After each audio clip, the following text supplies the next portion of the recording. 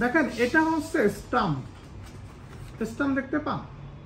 মনে করেন আপনার কাছ থেকে কেউ টাকা নিয়েছে এবং এই স্টাম্পে লিখিত দিয়েছে।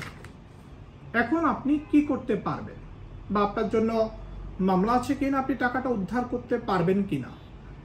তার আগে আমি বলতে চাই সেটা হচ্ছে যে যখনই আপনি কারোর সাথে লেনদেন করবেন অবশ্যই এই স্টাম্পে লিখিতভাবে একজন আইনজীবীর সহযোগিতায় সকল কিছু করে নেবেন।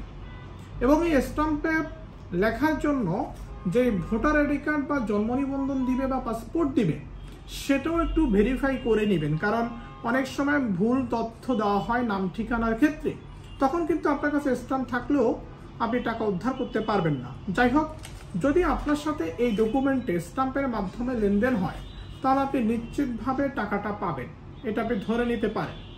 এই কারণে আমরা যেটা করি সেটা হচ্ছে যে, এবং এটা এক ধরনের প্রতারণা, কেউ যদি আপনাকে স্টাম্পে লিখিত দেওয়ার পরও আপনাকে টাকা না দেয় তার মানে আপনার সাথে বিশ্বাসঘাতকতা করলো।